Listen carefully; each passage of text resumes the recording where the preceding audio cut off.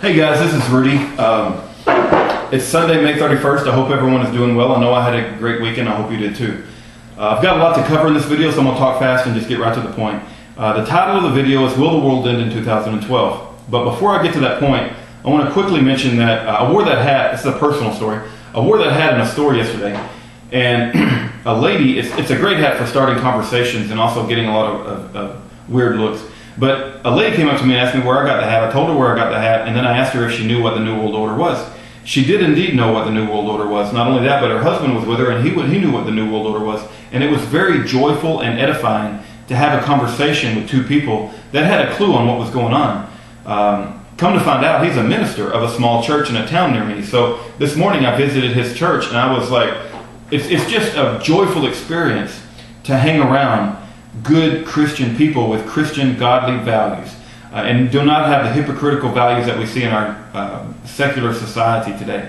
So I'm not trying to tell you need to go to church. That's up to you. I mean, for 25 years of my life, I didn't go to church, and I'm not saying you should, but I'm saying for me, I have found recently that going to the small churches in my town, typically very small, less than 20 people, and hanging around people of like minds and fellowshipping with them, not only about the Bible and God and our like religious beliefs, but also our beliefs of the world about where we believe, this country is moving and some of the bad things that are happening in the world. It's a wonderful experience to have fellowship with these people. That's all I'm trying to say. So I just wanted to quickly relay that story, and then also I wanted to relay the story that a YouTuber friend of mine forwarded me a video it's of a black minister. I think he ministers in Harlem. And the name of this ministry is ATLAH Ministries.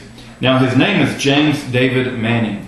And this guy, I've only watched 6 or 7 of his videos, but I gotta say, my jaw hits the floor every time I watch one of his videos. He is a great speaker. He knows his history, he knows his geography, he knows his philosophy, he knows his current events.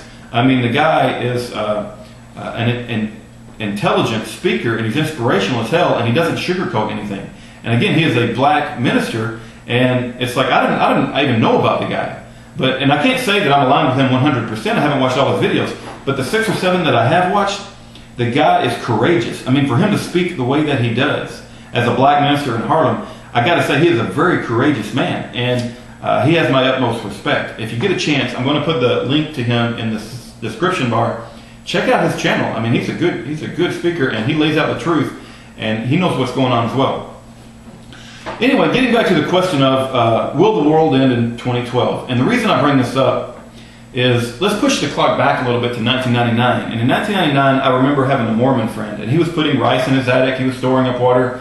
And at the time, I didn't attack him. If he wants to do that, that's his business, right? But at the time, I remember thinking, I don't think the world's going to end in 2000, and why is this guy doing that? And I was thinking to myself, that's kind of strange that my friend is doing that, but he has the right to do anything he wants to. Well, 2000 rolled around, and we had January 1st, 2000, January 2nd, January 3rd. Well, we all know the world did not end in 2000. But I still admired him for, preparing, setting up food and water, because it shows that he's trying to take some action, right? So other people would call him a religious nut, right? I never called him anything because I respected my friend. But the only reason I'm bringing this question up, and the reason I'm putting this video together, is I have had and been called a religious nut. That I think there is a doomsday prediction for 2012, and I'm buying guns and ammo, food and water. I'm trying to become self-reliant because I believe in some sort of doomsday prophecy for 2012, which is as far removed from the truth as you can believe. I do not believe the world is coming to an end in 2012. I have not even heard any of my patriot brothers and sisters say that. What I will say about the coming of the Lord, as far as Jesus returning to the planet, I want to paraphrase a verse from the Bible. It's Matthew chapter 24, verse 36. And I'm not going to quote it because my Bible's over there, and I need to save my time. But basically what it says, look it up yourself, is that no man knoweth the day and the hour that the Lord will return. Not even the angels know. Only God himself knows that time. So the reason I say that is I'm not going to expect any returning of the Lord. Now, it would not surprise me, given the things that I see in the world today, that the Lord may return before I finish making this video. That would not surprise me at all. It would also not surprise me if he did return in 2012, and it would also not surprise me if he waited another 1,000 years. The point I'm trying to make is, from that perspective, from a religious perspective that I hold, I'm going to plan to live the rest of my life, of course. I want to see my grandchildren grow up in a wonderful country and experience the liberties that I have had and we all have had in this wonderful United States. Now, we have to fight to protect that. Now, I'm not going to say, well, the world's going to come to an end, or we're going to be in some sort of doomsday in the next 2 or 3 years that I do not know for a fact is going to happen. And so I'm not going to just sit back and say, well, it's all useless anyway. No, I'm going to fight like hell to try to correct the problems that I see up until my last breath. And I think that we can turn this thing around. There is a lot of people awakening all the time.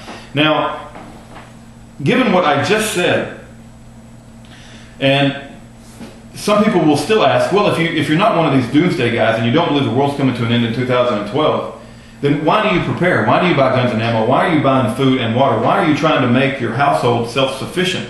Why are you preparing yourself for hard times? Well, the answer to that, my friend, has nothing to do with any religious belief. It has to do with using my logic and my reason, right? My logic and my reason, and looking around the world and seeing all the crises that are developing. And it's just a result of knowing the history of what has happened in the past. If you know the past, you'll know the future. Knowing a little bit about the nature of man, knowing a little bit about philosophy, right? And we have several crises going on in the world today, that any one of which could be tremendously, turn our society around and make it very hard times for any of us. Now, first and foremost is the financial collapse of America, which we are on the precipice of a huge financial collapse. As of this video tonight, gold is within striking distance, $30 off its all-time historical high. The US dollar is plummeting. It has plummeted in the last week or so. And if those trends continue, we are going to see some significant movement in our economy in the negative direction. Now, I don't know whether that's going to happen or not. It could reverse. But the bottom line is that the financial collapse that is happening in America is real, and anybody with eyes to see can understand that it's happening. It's happening all over the world. It's happening in America. It has to do with the fact our national debt is way out of control. I think it's up to 11 point something trillion dollars. We have the Federal Reserve, which are run by the New World Order elitist bankers, which are not aligned with the interest of the United States, printing money faster than you can imagine. We have corruption all over the system. We are on the verge of a financial collapse. Now, I don't have time to go into it because I wanted to finish this video in one video. The other crisis that we have is a moral crisis, okay? You may say, well, we don't have a moral crisis. You're just an old guy. No, there is a serious moral crisis in America. We have fallen away from just moral and ethical principles. Forget godly and biblical principles. We have fallen away from just being ethical. We have police brutality. We have corruption all in our system, in the government. You can see it on any television show that you watch. It's just full of immorality. It's being taught in our education systems that we don't even have a soul, and that we are just material beings with no soul, and there is no afterlife. I could go on and on and on about a moral crisis, and I'm going to quickly mention something that we're not all going to agree on, and it's okay that we don't agree. But I don't believe in torture, and I got to put that out there as just a statement so you'll know my position. And you might say, well, what if we got somebody that had information that could save some lives? I'm all for the death penalty. I'm all for swift judgment with a sharp sword. But I cannot bring myself to defile the flesh of any other human being. I don't care even if the other human being is somebody that doesn't share my common beliefs and wants to destroy me and my family. We could go into that. Maybe that's a topic for a whole other video. But I personally cannot bring myself to torturing anybody. I know that all patriots don't agree on that, and that's okay. It's okay that we don't agree. Okay, moral crisis. And the fact that it has been a falling away from Christianity, and that's without saying. I'm going to have to end this quick. So we have the financial crisis, we have the moral crisis, we also have a government societal crisis. We have a social upheaval situation going on. We're moving away from capitalism, which we weren't even capitalism to begin with. We're moving more towards socialism. We are punishing the producers and achievers, and we are rewarding the incompetent people. So basically, our whole system is about ready to collapse because we don't produce anything. We outsource our jobs. We have multinational companies. We don't do anything that benefits America anymore. Now, we're losing our constitutional values. The enemy used to be a 6-foot Arabic guy. Now the enemy is our own veterans. I could talk about globalism and the loss of American sovereignty. but we're in the middle of a huge government societal crisis, in addition to the moral crisis, in addition to the financial crisis, and the last crisis is the health crisis. We've also got an educational crisis. We got frankenfood all over the place. We got potential swine flu. We got everybody on Zoloft, hopped up on mood-altering drugs. And we have, I've already talked about the obesity epidemic in my previous videos. And then we have an educational crisis. Do you know that China has more honor roll students than we have total students? So you add up all this together, these crises that you can see from your logic and reasoning mind, and you don't need a biblical prophecy or any of these doomsdayers to give you an incentive to prepare for hard times. I'm telling you that preparing for hard times makes common sense. And even if you're an atheist, and even if you are not a Christian, you should be preparing for hard times. This is something that your logical mind, independent of your spiritual beliefs, can tell you that is going on, and you should prepare for yourself and your family. And that's what I got to say about that. God bless every single one of you.